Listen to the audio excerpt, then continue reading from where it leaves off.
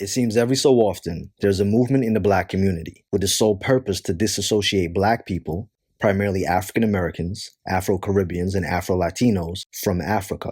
In 2014, I came up close and personal with a few different sects of Hebrew Israelites.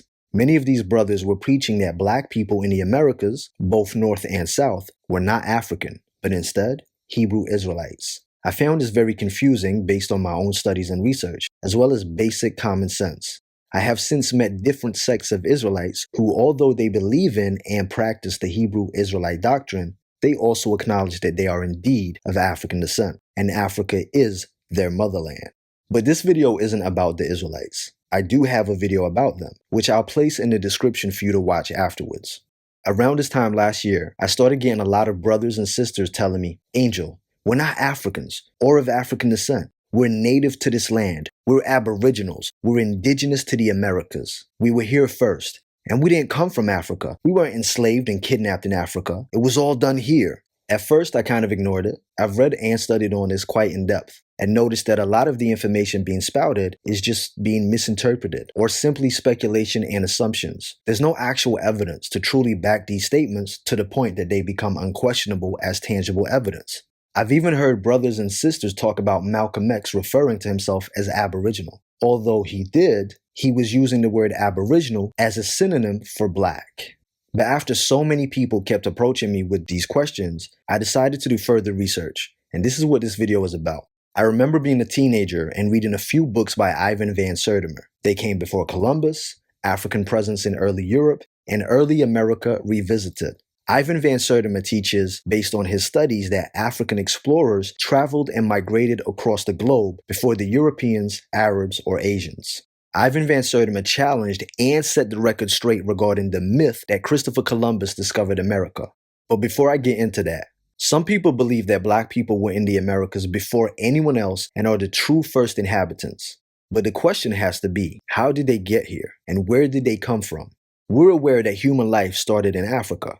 Black people migrated out of Africa as Homo sapiens thousands of years after the Neanderthals, who left Africa prior. However, the point where the out of Africa theory becomes incorrect is the theory that black Africans lost melanin and their features changed based on climate and food as they discovered new lands, implying that white people are merely albino Africans. We know this to be false, because Caucasians were created by Homo sapiens breeding with Neanderthals in the Caucasus regions outside of Africa, thus creating a hybrid which would eventually be known as the European, the Caucasian, the white man. Asians and Australasians were created in a similar way, but with the introduction of Denisovan DNA, as well as some Neanderthal DNA. If you want more details on the out of Africa theory and the creation of Caucasians, there's also a video in the description called How the Caucasian Race Was Created, so check it out. So long story short, based on common sense, anthropology, and history, if black people were in Americas first, then of course the Native Americans had to have traveled from Africa, which is taught by many scholars. Therefore, if you believe that you are a Native American or an Aboriginal American, aka a Black American, then you are in fact African, because you came from Africa. Seems so simple and basic, right? But there are some people that don't believe in the out of Africa theory at all, not one iota.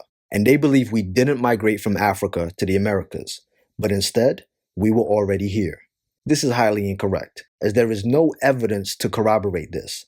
All black life definitely started in Africa. We were the first humans, and we created all varying degrees of mankind. We traveled the globe first and inhabited many places. For example, you had Papua New Guineans who look just like African people or black people, same features, same type of woolly hair, but they're indigenous to Papua New Guinea. And they're not African, right? Wrong. They also migrated out of Africa thousands of years ago. Now let's discuss the Native Americans as the commonly depicted Native Americans throughout history, the ones with red skin, being in the Americas as the first inhabitants and how they got to the Americas. Anthropology states that two main groups of what we now call the Native Americans traveled out of Asia 23,000 years ago. They believe the groups splintered off from an East Asian population. The group from Northeast Asia crossed the Bering Land Bridge, known as the Bering Strait, between Northeast Asia and Alaska, eventually making their way to the rest of the Americas. They also state that 10,000 years later, or about 13,000 years ago, Native Americans started to split into different groups, creating different tribes across North and South America. However, anthropologists divided the migration groups into two. One is the first Americans, being Northeast Asian, and another they identify as Population Y, which carried ancestry more closely related to Indigenous Australians. That's your Aboriginals with dark skin and straight to wavy hair from Australia. This explains why some Native Americans are shown in images with very dark skin and straight hair. These are descendants of the Australian Aboriginals. These Aboriginals would have also been victims of slavery. So if you believe that you are an American Aboriginal or a descendant, you're implying that you are a descendant of the Australian Aboriginals who migrated into the Americas along with the Northeast Asians. You may have seen images of dark-skinned Native Americans and also Australian Aboriginals.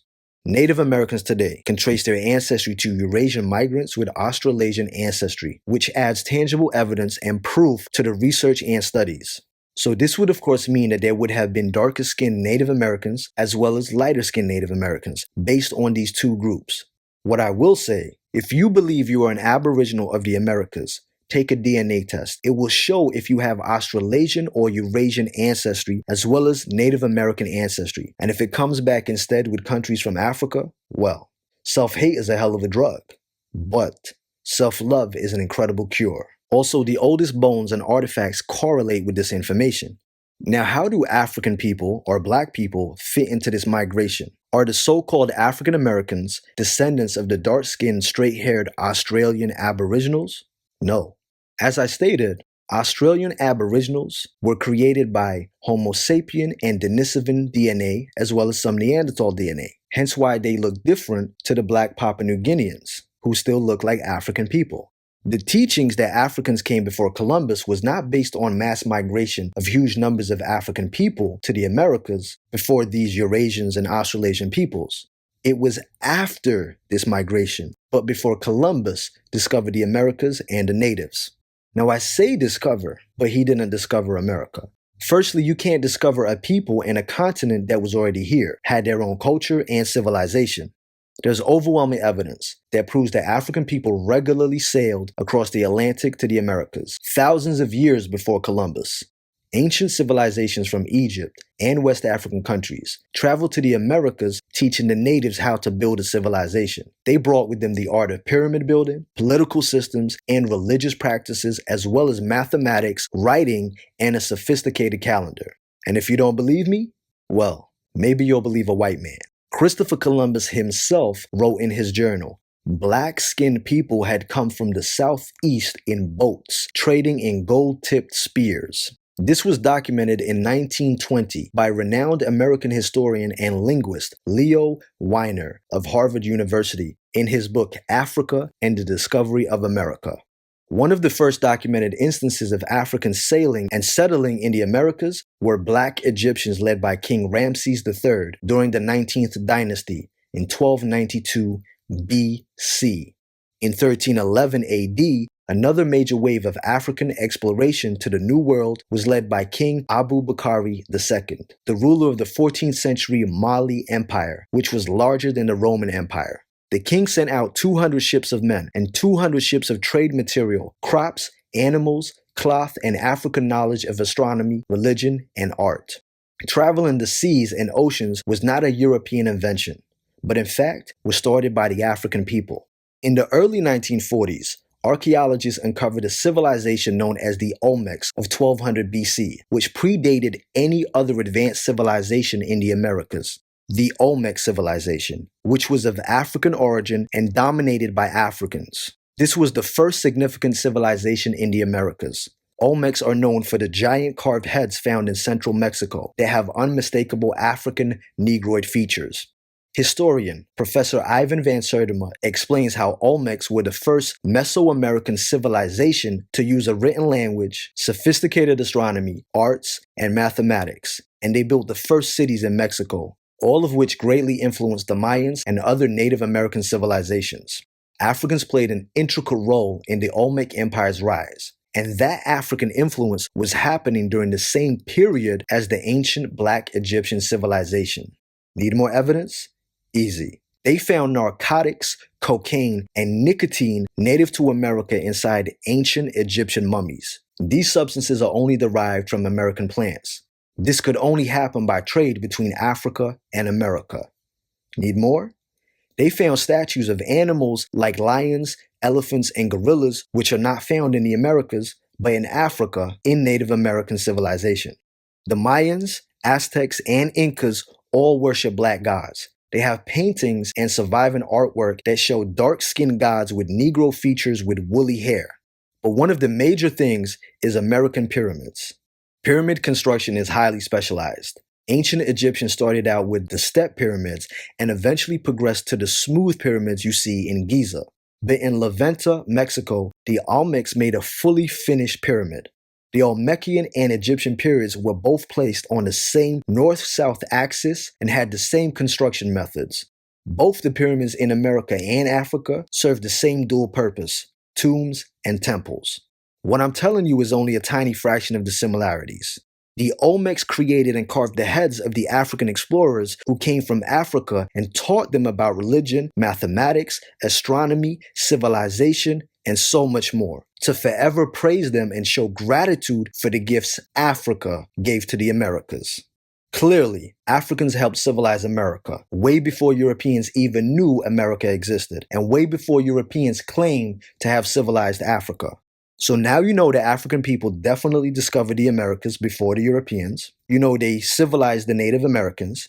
You know there was 2 waves of Native American migrations: people from Northeast Asia, the lighter skin group, and Australasian Aborigines, the darker skin group.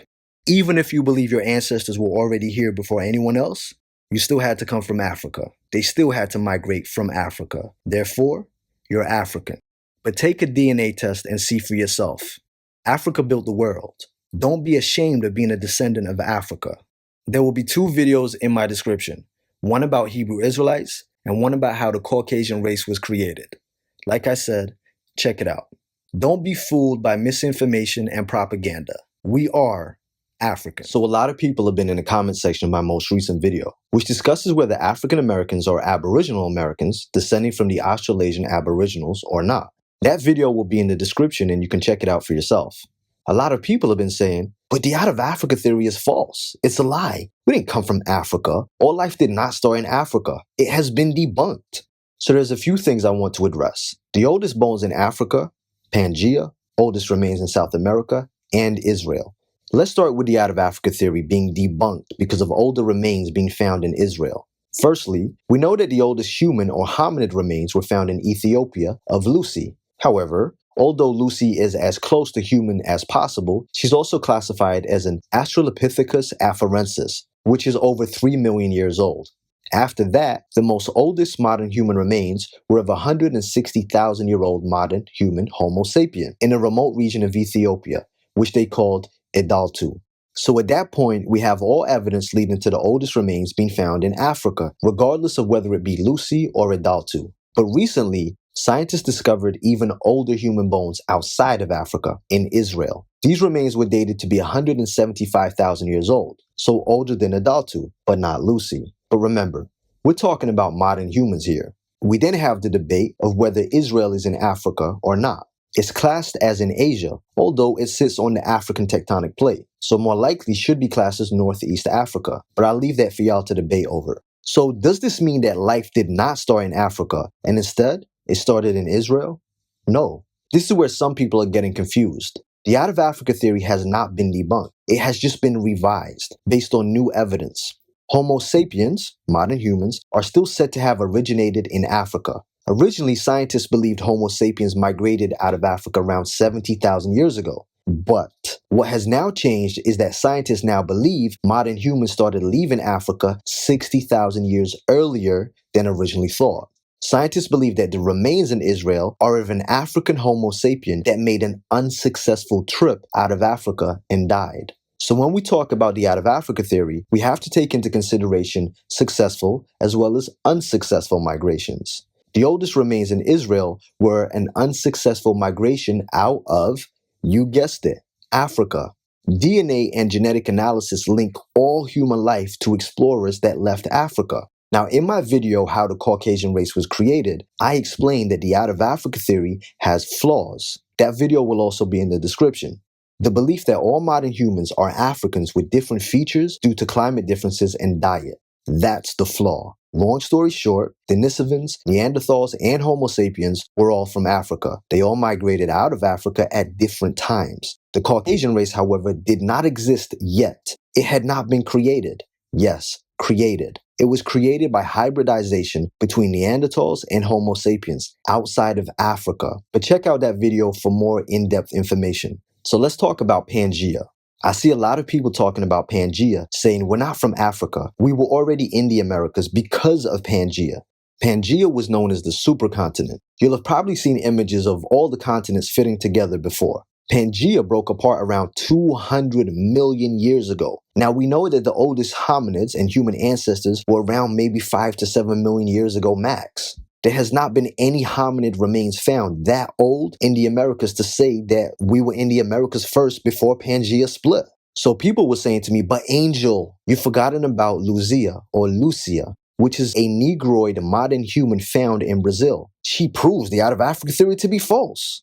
Right. Now, I had never heard of any remains in South America being older than remains in Africa or surrounding areas. So I checked this out. Lucia was found in Papa Vermelha, Brazil in 1975. Archaeologists believe Lucia is 11,500 years old. Yes, 11,500 years old. Well, that's not very old at all in the grand scheme of things, especially when we're comparing 166,000 years and 3.2 million years. Lucia is the oldest human remains in South America, but scientists believe she is a direct descendant of one of the first waves of migrations of Australian Aboriginals, which proves my previous video about the Native Americans, which is that humans left Africa, migrated through Asia into Australia, and then 2 waves of migrations into the Americas, one from Northeast Asia and the other from Australasia.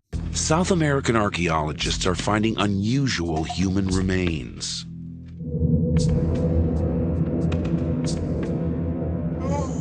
The skulls aren't European, but they aren't American Indian either. They belong to none of the prehistoric races known to have set foot in the New World. These skulls are as old as the Ice Age. So who were these first people to discover the Americas? All native peoples in South and North America belong to a racial type known as Mongoloid. They're descended from the ancient peoples of Siberia. During the Ice Age, 12,000 years ago, there was a land bridge between Siberia and Alaska. Mongoloid peoples were the first to enter the New World, or so experts thought.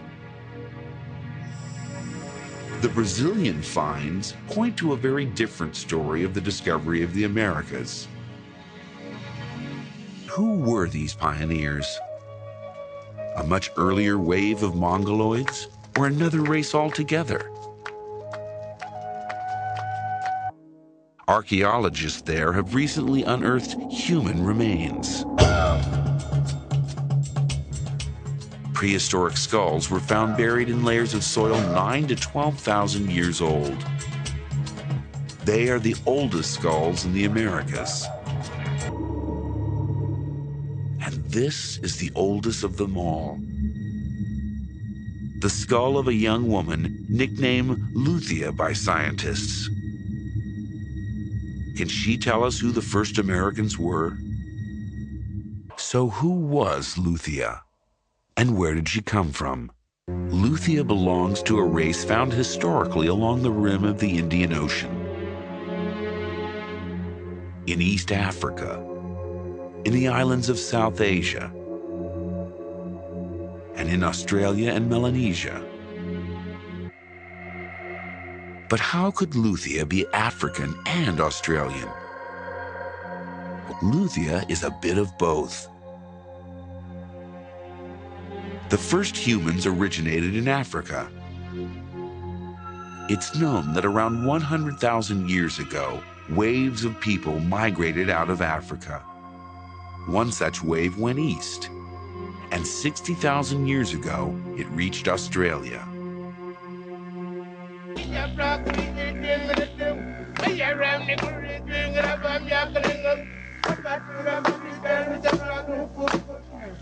Luthia, it seems, belonged to a race of humans descended from Africans, a race that eventually became today's Australian Aborigines.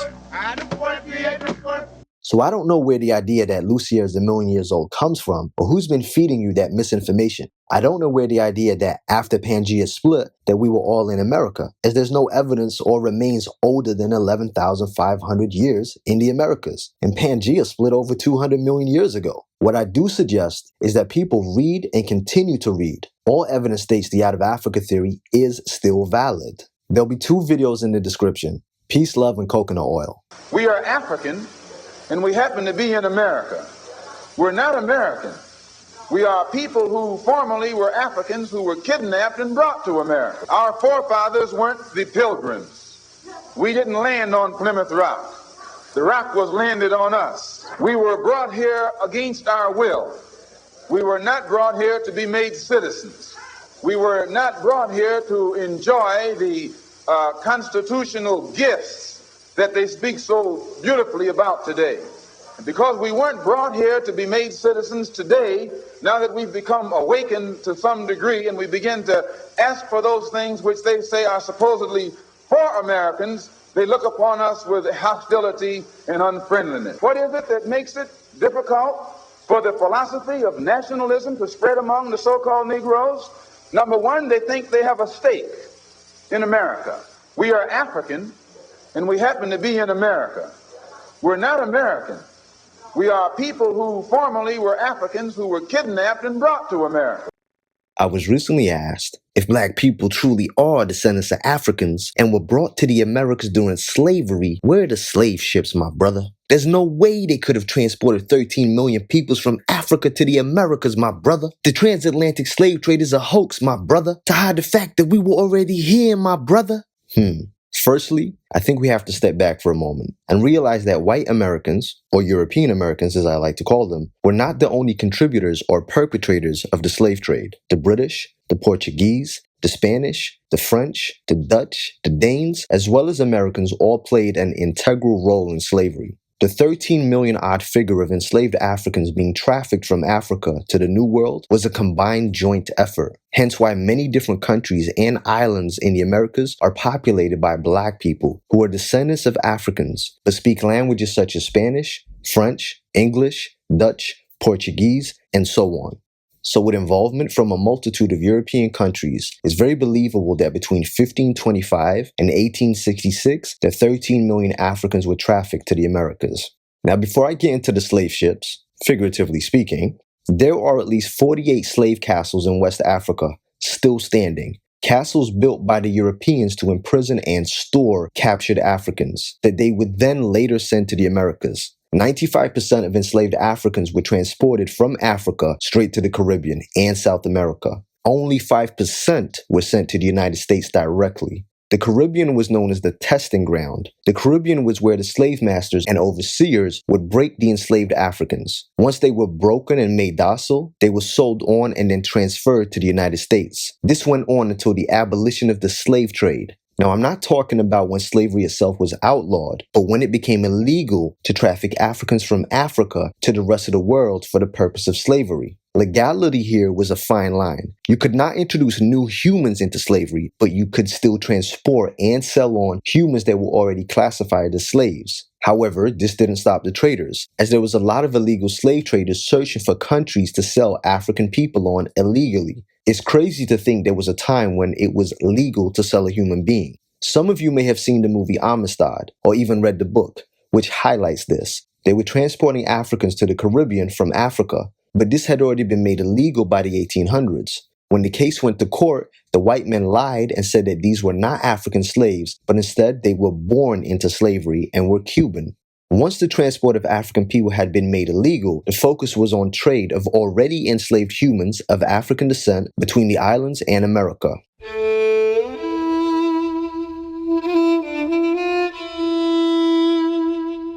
That's the final resting place of the Clotilda. This is where that journey came to this desperate end, with the slavers, Timothy Mayer and Captain William Foster, realizing that, they may well end up in jail for this crime they've committed. Those guys are just trying to save their own skins as they light this thing on fire. For a moment, let's start focusing on America. In the 1700s, nearly every ship was from Europe. The Spanish, the French, and the English had the largest and strongest navy. The Danes of Denmark were the largest transporters of slaves. Although the Danes outlawed slavery in 1792, they still made money transporting enslaved peoples. Most of these boats were large cargo ships that were modified to carry humans. And after it was no longer profitable to traffic humans, a lot of the boats were then reused to transport goods. These boats were not going to just be left to rot away. They were going to be used and continuously used. This is actively documented by slavevoyages.org, which documents all of the slave ships that docked into the Americas and left the Americas and also where they came from. So to answer the question, where are the slave ships now? There are an estimated 3 million ships on the ocean bed. It would be safe to say that some of the slave ships are there, but they've also continually uncovered slave ships on the coast of the Americas and Africa. The summer of 2003, an underwater investigation unlocks a dark chapter in history. I think that all people can come together to understand why this particular ship is important. The Henrietta Marie. When we're dealing with a shipwreck, and you're looking at what is essentially like a big crime scene. A crime scene that indicates the Henrietta Marie engaged in a shameful commerce. We found pewter plates, pewter spoons, shackles. The Henrietta Marie was a slave ship that took its crew to their deaths after delivering its passengers to hell. They would pack as many individuals as they thought they could keep alive. Now, 300 years after she sank, technology and determination shine a light on one of history's darkest crimes. Mozambique Island in East Africa was a headquarters for the slave trade for 400 years. Museum director Lonnie Bunch showed us where Africans were auctioned and marched to the sea. What you probably had was almost an assembly line. You'd bring people, you'd sell people, then you would move them onto the boats and off to the New World. It's a combination of unbelievable pain, a sense of anger, a sense of loss, but also an amazing sense of optimism that the people who shuffled down this ramp, those that were able to survive, built the Americas. The ship Bunch was looking for was discovered in the archives of Cape Town, South Africa. Anthropologist Steve Lupkeman found an old investigation into a Portuguese ship that hit bad luck at the Cape of Good Hope. 200 slaves drowned in the wreck. I find it crazy that some people are willing to dismiss the atrocities and horrors that our ancestors went through. Outlandish claims like the transatlantic slave trade was a hoax. It baffles me. I hear a lot of talks about agents, but I'm truly convinced that the people pushing these myths and the misinformation are the true agents, possibly even paid to cause people of the African diaspora to no longer believe they are of African descent and that the slave trade was a hoax. They'll tell you that instead, the white man enslaved black people that were already here. So hypothetically, if the government decided to give reparations to the descendants of enslaved Africans, but you claim that you're not a descendant of enslaved Africans, I'm pretty sure the government would argue that you could not get reparations since you're not a descendant. The truth is, Europeans would rather lies be told about African people than the truth. They then avoid having to pay reparations, and it removes the stigma attached.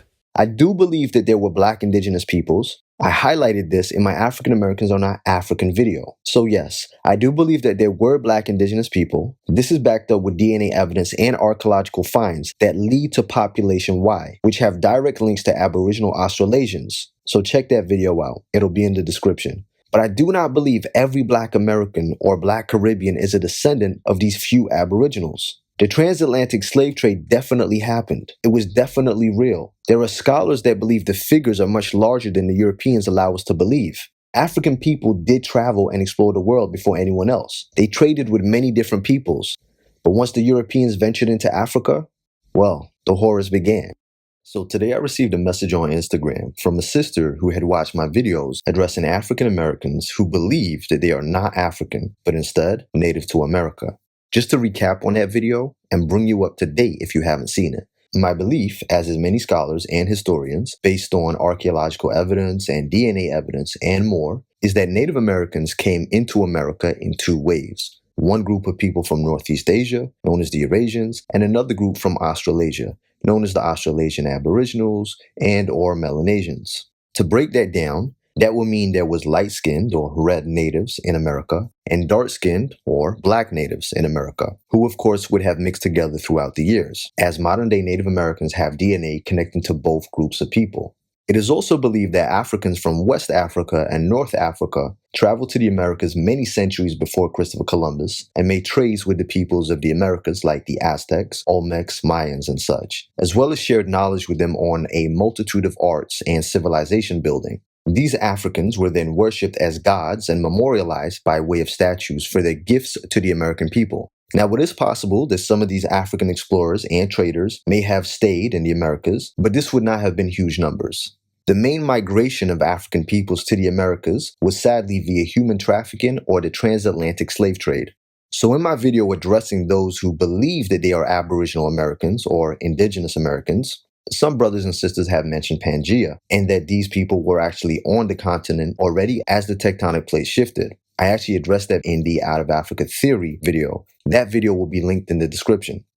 First, let's go to the meaning of Aboriginal or Aborigine. The dictionary states inhabiting or existing in a land from the earliest time or from before the arrival of colonists. This could also be used and said for the first peoples of this land we call Earth. These first peoples being African people. We sometimes hear many Pan-Africanists referring to themselves or black people as original man or woman. I've seen a lot of people saying, but Malcolm X knew the truth. He stated in one of his speeches that we are Aborigine. So these people have taken that to mean that we are native to the Americas. However, this is misinterpretation and manipulation of his speech, especially when you only use 30 seconds of a clip, and therefore you don't have the context behind the speech that was over an hour and a half long. This particular speech, which I'm going to link in the description, was addressing that the black man is the original man of the planet. Malcolm X explains what Aborigine means, and he does not relate Aborigine to the Americas whatsoever. In the same speech, Malcolm X states that we are strangers in America.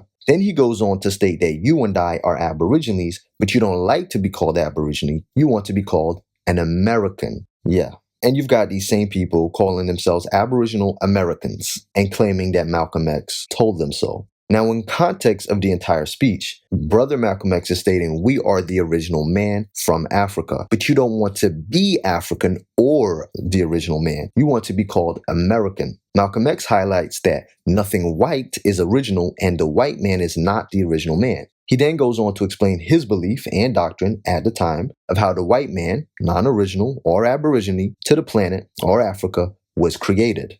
Do you see how context changes everything? Aborigines, which means what? Black folks. You never find a white Aborigine. Rather, Aborigines are called natives, or they're always dark-skinned people. You and I are Aborigines, but you don't like to be called an Aborigine. You want to be called an American. Aborigine actually means from the beginning. Two Latin words. Ab meaning from, origine meaning the beginning. And Aborigine is only the term applied to those dark-skinned people who have been on this earth since the beginning of the universe. I asked the brothers and sisters who claim to be Native American or have this Aboriginal Australasian blood to take DNA tests, as it will prove whether or not they truly are descendants of the black-skinned Native Americans. They would at least have some population-wide DNA. But I was told that DNA testing is a scam and is false, and that the genetic markers for the indigenous black Americans are so similar to Africans that it would not give the right results. Right. So instead, they said that they just asked Grandma. Yes. Their basis is to go back and ask Grandma who believes she's Native American, which to me is fine, since I have a grandma who is part Native American. And guess what? When I did my DNA test, her native blood showed up. However, my grandma is not a black Native American. She's mixed, and she's a run-of-the-mill red native. So I didn't have any Melanesian DNA, which would be an indicator of the black natives from Australasia. So with that out of the way, back to my message on Instagram. A sister hit me up, a black woman. She's half American, quarter Belizean, and a quarter Honduran. Notice I gave nationalities and ethnicities, but I highlighted firstly that she's black, because there's a difference between race and nationalities. You have to elaborate in some cases. Her grandmother, however, was part Cherokee and part Black American or African American. So this sister did a DNA test. Within this DNA test, it brought up a number of African countries, around 84%, with the highest percentage being 40% Nigerian. But notice this, her grandmother was part Native American, Cherokee. So here, you see 3% Native American DNA, but you also see something else, 1% Melanesia. This, based on the two migrations, would make 4%. So her grandmother was obviously telling the truth. This sister is a descendant of not only the Eurasian Native Americans, but also the Aboriginal Native Americans. Although a small percentage, she can still lay some sort of claim to being a descendant of the first Americans. But she's obviously more African than anything else, and still an African woman. So this sister's results and family background prove my video about African Americans who claim they're not African. So why don't you prove that you have these two groups of native blood, or even just the Melanesian blood in large amounts, if you're that confident of who you are and your background? DNA doesn't lie, but you don't believe in DNA testing. I came across a video recently claiming that African Americans and Afro-Caribbeans are not of African descent, but instead Native Americans, and that the slave trade was told in reverse.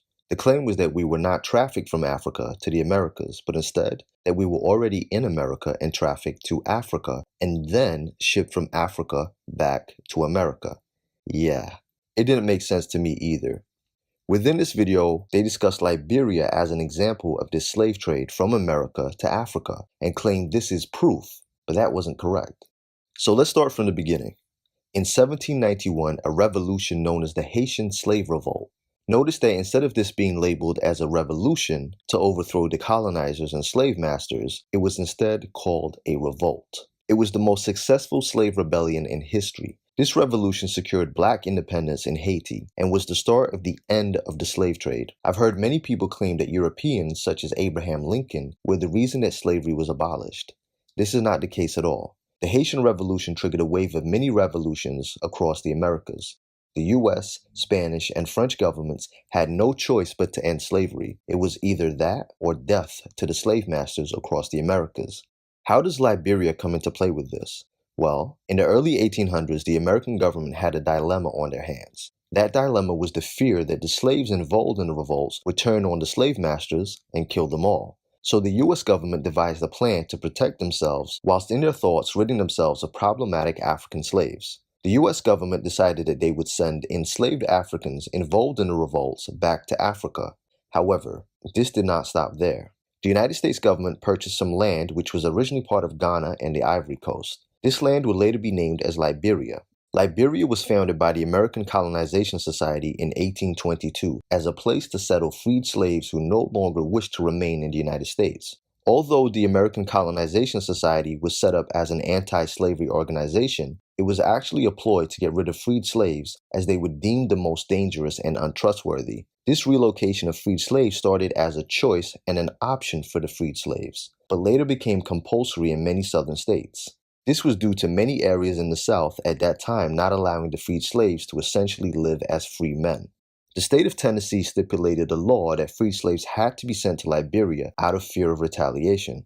A government-funded emancipation concept was created, with a law that transferred $10 to every freed men and women relocated to Liberia. This was funded by not only the government, but so-called charities as well as private donators and benefactors. The voyage to Liberia took an average of 40 days. It was from America to England, and then from England to Liberia, with all the settlements for the freed slaves being on the coast of Liberia. But there was an even darker reason for this relocation of freed African American slaves, a financial reason as well as a ploy to continue slavery.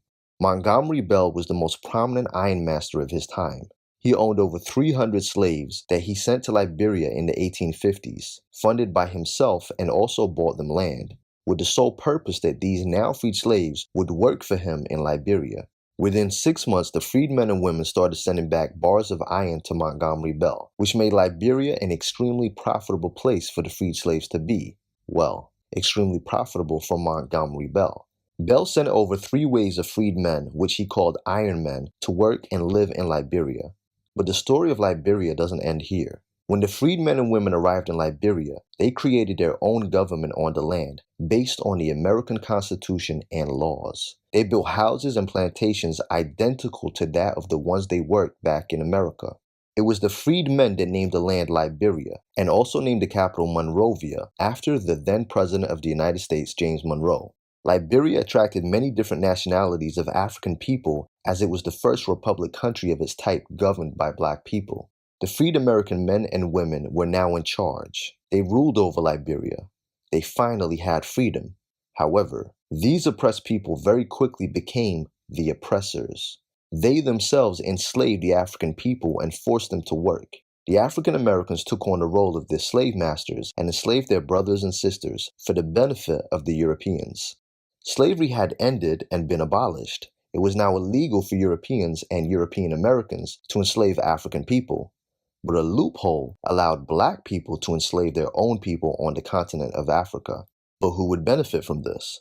The slave masters in the West were still able to benefit from slavery without technically breaking any laws. They would pay the freed African Americans for the labor and work forced upon the indigenous Africans of that land, whilst the African people indigenous to the land were enslaved and paid nothing. The African Americans became the slave masters. This shows you that the Europeans and European Americans don't do anything unless it's to their benefit. This is a very brief breakdown of the history of Liberia, to give you an idea of what happened and the important role Liberia can play in our own liberation today, and why we must be mindful to not fall into the trap of becoming like our oppressors. Have you ever wondered what some people are talking about when they say, "We're not African. We were already here. We're native to America. We're Aboriginals"? I'm sure you've heard that a few times, and maybe even seen a few videos. Now, they're not talking about having a grandmother that is Native American Indian, or simply having a little Native American blood in them. No, it's a little more complicated than that. They believe that since they can't trace their family line back to Africa, but instead, they can trace their family back to a particular Native American tribe, and they have paperwork which says their family are from that particular tribe, then this partly proves that they are not African, but Native Americans or Aboriginal Americans. They believe that their ancestors were never in Africa and they were never put on a slave ship. Within their theory, they use the argument that black people inhabited the globe before anyone else. They claim that black people were on the megacontinent Pangaea before it split, therefore ending up in the Americas first. That argument is easily debunked, seeing as Pangaea split apart 200 million years ago. And if you believe in Pangaea, then you'll also be aware that no hominid species existed 200 million years ago. So it would be a complete impossibility to claim some species of humans, or even humans themselves, were on Pangaea while it split. Another argument used is that the oldest skull found in Brazil was of a black woman named Lucia, aged over 2 million years old. However, the skull of Lucia was indeed found in Brazil. She was indeed not of the Mongoloid race, but the skull is only 11,000 years old and has been traced back to a group of people found in Australia, the Aboriginal Australians. We also have the Ivan van Sertima argument, which is that there were indeed African people trading in the Americas before Columbus, hence the title of his book, They Came Before Columbus. Or the argument that the slave trade was a hoax and that we were already here, based on the misunderstanding that there was only a couple 100,000 enslaved Africans sent to the United States, rather than 13 million African people. However, this is a confusion of the facts. Records do indeed show that maybe around 600 or so thousand of enslaved Africans were sent directly to the United States, while the remainder of the 13 million were sent to the rest of the Americas, North and South. This is documented by the figures that only 5% were sent to the United States, while the other 95% were sent to the rest of the Americas, and then trading between countries and islands afterwards, which would then be documented as intercontinental trade. These are just a few of the theories, and I'm paraphrasing very quickly, but I do have much more in-depth videos about all of these topics, which will break it all down. And I even have a video that addresses how Africa got its name and what the real name of Africa is. The links to these videos will be in the description, so don't forget to check them all out. But don't go anywhere yet. Let's address why some people who are black are born and raised on reservations, why they can show you paperwork and documentation for their membership of a particular tribe. There is a certain group of people out there that are charging black people money to show them how to trace their genealogy and their family line back to Native American tribes. and they're making a lot of money from doing this. These people also have these people believing that they are not African. Remember, I said I'm not talking about a grandmother or father that looks like your run-of-the-mill Native American. Yes, there are some black people that have Native American blood. I'm talking about someone that looks undeniably black, but yet says they are aboriginal to this country and land, and their people were already here. So in order to address that, we have to go back in time a little. There are black people that have enrollment papers and documentation that states they are part of a Native American tribe. They are indeed black people that were born on Indian reservations. So when you say to them, you're African, your ancestors were enslaved Africans, they find it very difficult to accept that information, simply because they have paperwork that says they're Native American or they were born on a particular reservation. They will argue that some black Native Americans were confused and reclassified as African Negroes and in turn enslaved. But all of this is confusion and misunderstanding. Many enslaved Africans that escaped from their white slave masters ran to and sought refuge within Native American tribes. This, of course, meant that they were able to live amongst the tribes, raise families, as well as marry into the tribes. They were also granted membership or enrollment of a tribe. This meaning that they were not indigenous to these tribes, but given membership and honorary status. The offspring of these runaway slaves born on the reservations would automatically be classified as tribe members. Would this change that these enrolled tribe members were African? Would this make them indigenous to America? No. It's the same as an American moving to the United Kingdom and applying for citizenship. They can have a British passport. They can now be a British national based on naturalization. Will that make them indigenous to the United Kingdom? No.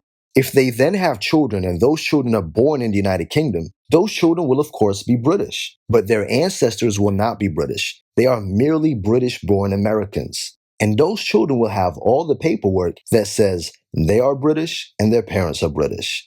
You see where I'm going with this? A lot of these people that make videos on this topic will cherry-pick information to fit their narrative and say, you see, it proves what I'm saying right. So what I'm going to do is I'm going to clear this up.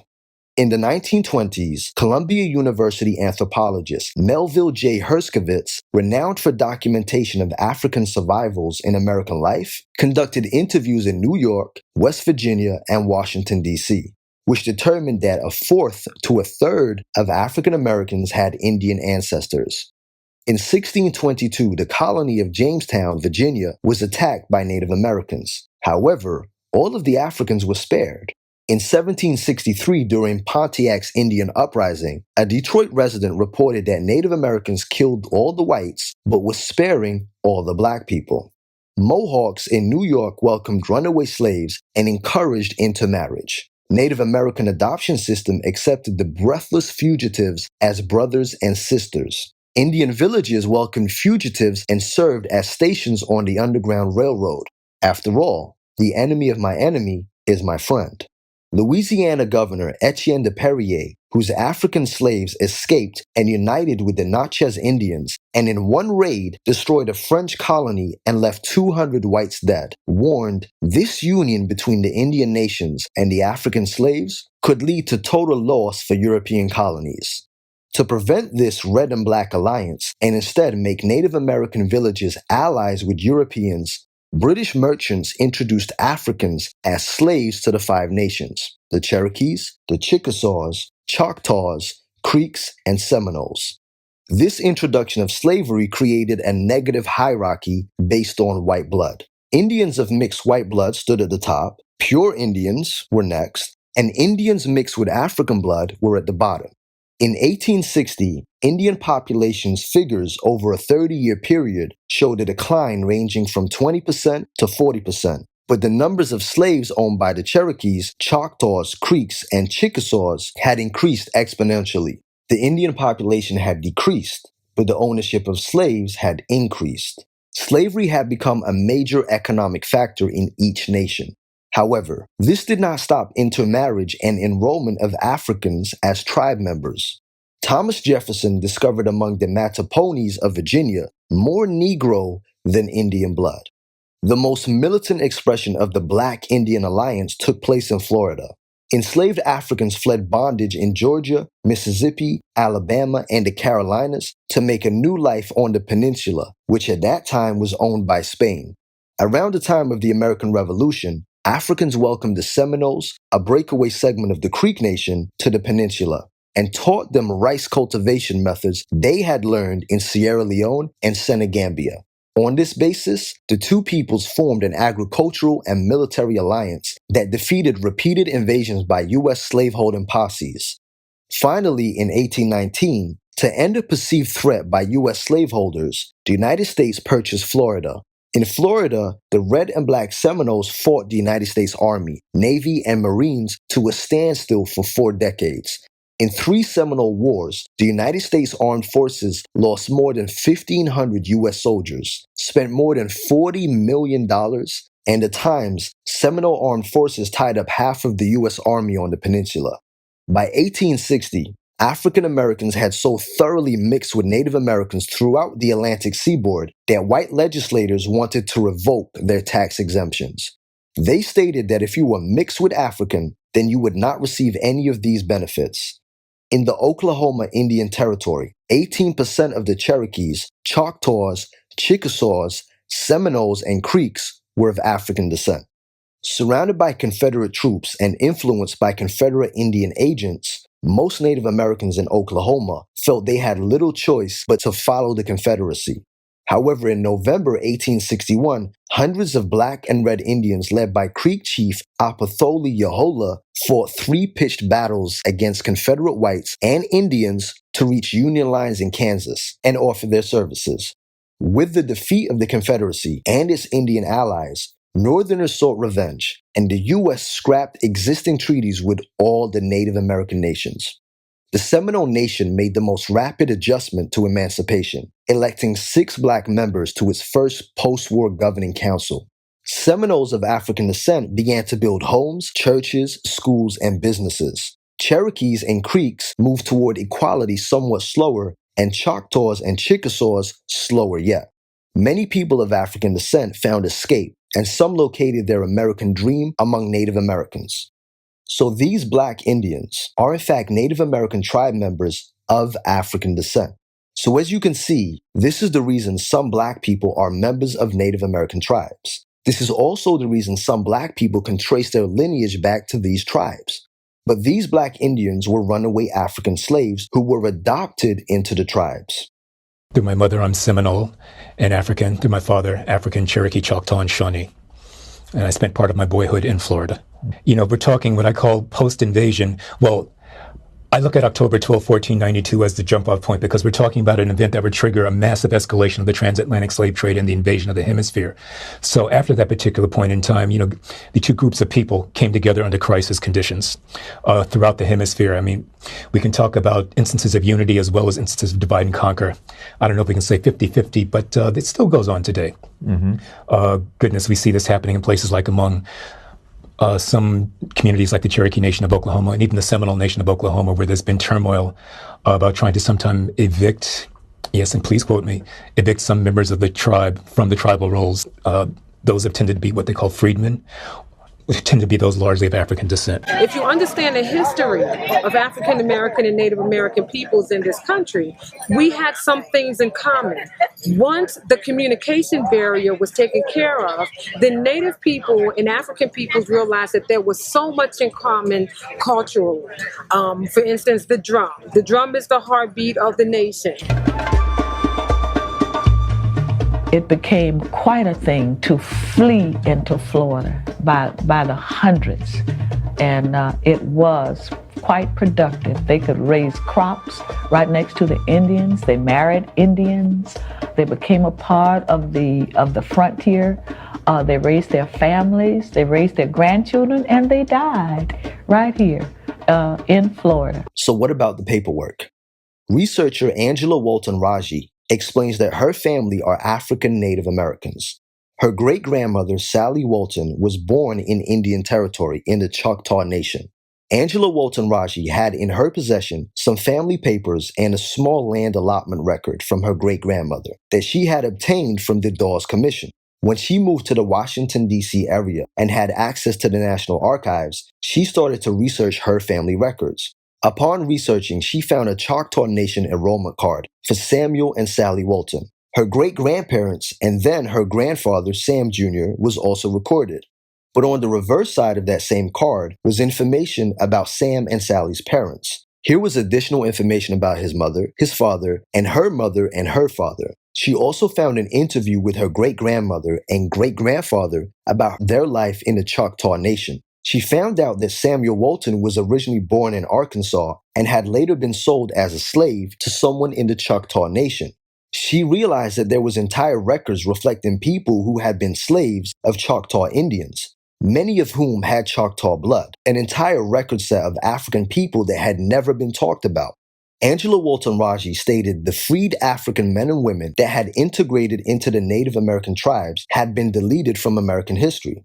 For Freed Men of Oklahoma, there is a microfilm publication of the National Archives that consists of freed men enrollment cards for individuals who had been enslaved or their parents had been enslaved by citizens of the 5 civilized tribes. Those individuals were eligible to receive land allotment. Data was collected on each person who was applying for land, usually the head of the household, about where they lived and who their slave owner was.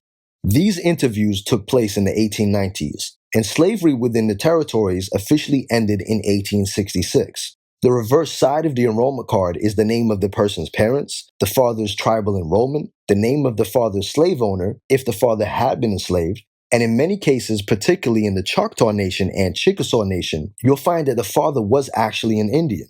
Then there's an interview packet that contains hundreds of reels of microfilm of the actual interviews. These interviews gave the Dawes Commission information to decide whether or not a family should get a land allotment.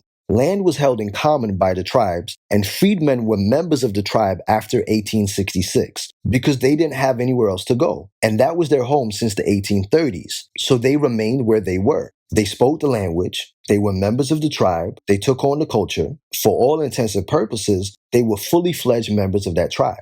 But Oklahoma statehood was approaching, and before the rest of the land could be released for white settlers to come in, the United States government decided to take the land that was held in common by the tribes and redistribute it to the individual members. Angela Walton Raji was asked if her great-grandmother had told her if she was born into slavery or even African. Angela's response was, no, she didn't. She had no memory of it. She was born into the tribe, and that was all she knew. She wasn't aware of the consequences that resulted in her being in the tribe. I hope this will clear up some of the confusion. Quite regularly, I read comments underneath my videos that say things like, why should we claim Africa since Africans don't claim us? Or Africans don't even like African Americans. I personally, from my own experience, can assure you that this is not the case, as a lot of Africans actually like African Americans and Afro-Caribbeans. They also want Black people from the African diaspora or North and South America to embrace their African roots. However, there's two sides to this. And this is what I wanted to address today. I can't lie and say that there's not a disconnect between continental Africans and diasporan Africans, African Americans, Afro-Latinos, and Afro-Caribbeans. There definitely is a disconnect. However, this disconnect was put in place as a way to manipulate and keep us from uniting with our brothers and sisters.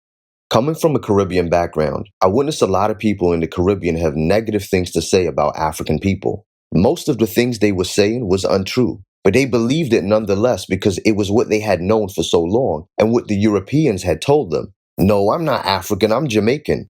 Now, of course, this isn't every West Indian person, but I'm sure we all know someone like that.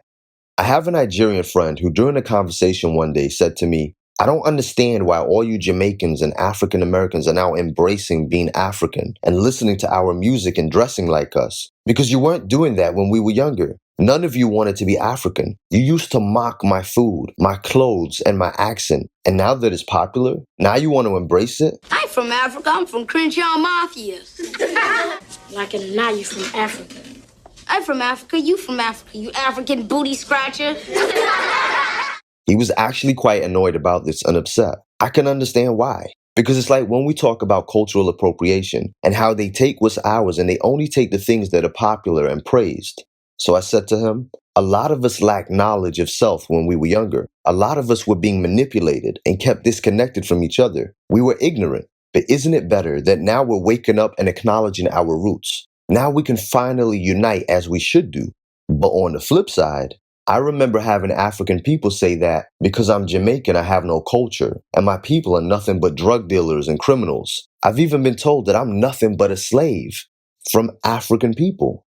Colonizers have been playing us off against one another since the beginning. They know that we're stronger together. They know that we would be unstoppable if we became unified.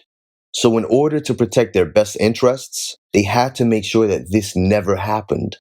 The Europeans told the enslaved Africans on the plantation throughout North and South America that they were different from Africans on the continent. They told them that they were better. They were not the same and that they were more civilized. They wanted to make sure we never thought about or considered going back home. So they painted a picture of Africa as being a land of nothing but dust, no civilization, no technology, and filled with savages. Although this was far from the truth, but they had to make sure that we had no desire to go back to our ancestral home. They also needed to create animosity. So they fed us a lie that our own people sold us into slavery. They said, your people didn't want you. They sold you. They're the ones to blame. They hate you. I actually have a video called The Truth About Slavery, which will address this in great detail. And you'll realize that we were lied to. That video will be linked in the description. So all of this was done to keep Black people right here exactly where they wanted us. But again, on the flip side, continental Africans were also being lied to. They were being told that Americans, West Indians, and so on don't like them. They were being told that North and South American Blacks have no culture. They're constantly seeing negative images of us in the media. So they're led to believe that we are in fact the ones that dislike them. And with all the negative imagery the media love to put out there, the movies, the news, and even social media, they're being drawn into the propaganda that we're all criminals, hate them, have no culture, and are simply wild and disrespectful. All of this was being told to both sides by the same group of people. The same group of people that had an agenda to keep us separated. Why do you think the slave masters didn't want our ancestors on the plantation to ever speak their original languages? There's a reason for everything. They didn't want us to have any connection with Africa. It's like a school playground. One kid goes to another kid and says, hey, I'm only telling you this because I like you. But that kid over there hates you and doesn't like you. They said all this mean stuff about you. Then that same kid goes and runs to the other kid and says the same thing. Hey, you know I'm your friend, right? So I had to tell you, but that kid doesn't like you and said all of this stuff about you. Now you've got these two random kids who never actually said anything bad about each other, and now they're fighting. Whilst the kid that was running around spreading the rumors about both of them is sitting in the middle watching both of them fight for their own amusement, while they are seen as the good one by both sides. Sounds very familiar, doesn't it? I've seen people make videos distancing themselves from African people and referring to themselves as DOS, descendants of slaves, claiming that we share nothing in common with people born in Africa. What a lot of these people that make these videos don't realize is we're playing right into their hands. We're doing exactly what they want us to do, which is remain disconnected and not unified. There's a misconception that Africans were not enslaved in Africa. This is so far from the truth. Colonialists also enslaved Africans in their own land. African people have dealt with Europeans, Arabs, and even Asians coming onto the continent, stealing, pillaging, enslaving, killing, and so much more. Europeans didn't just go to Africa and kidnap our people and take them to the Americas. They also committed atrocities right there on the continent and still continue to do so. We have a lot more in common than they will have you believe. From the food we eat, the music, the art, our hairstyles, our history, and our experiences. We are connected. We all have the same roots. A cop doesn't stop you when you're Black and say, hey, are you African, Jamaican, or African American? Quickly, hurry up. Because to them, it won't make a difference. We're all Black. So I say this to say there is a disconnect between us, but it wasn't caused by us. Some of us hate each other and don't realize that we've been getting played and used just to keep us separated, to stop us uniting. We are African. We should be proud. We just have to stop listening to those that wish to stop our unity.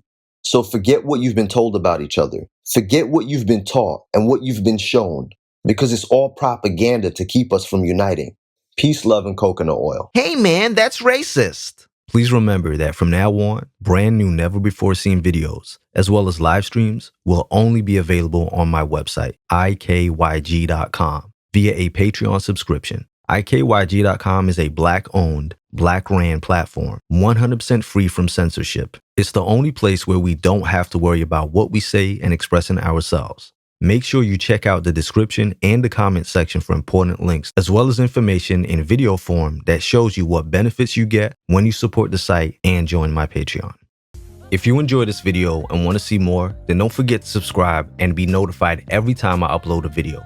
For exclusive content and perks, check out my Patreon. This is where we have private live streams, group chats, live Q&As, live phone calls, and open topics. This is a safe space where you can interact with other like-minded people, make friends, send each other direct private messages, and so much more without any trolls. And yes, you get to use GIFs and images in the live chats. So what are you waiting for? This is a completely independent website, free from censorship. If you'd like to make a donation towards the site so we can continue to put out the truth without fear of being silenced, then please hit that donation button. It's greatly appreciated. Check out the rest of the site for videos, private and public live streams, find out all the tea, and make sure to utilize the Black Money section of the website. Advertise your business absolutely free to people that look like you, free forever. And don't forget to follow me on Instagram and Twitter at angel_IKYG.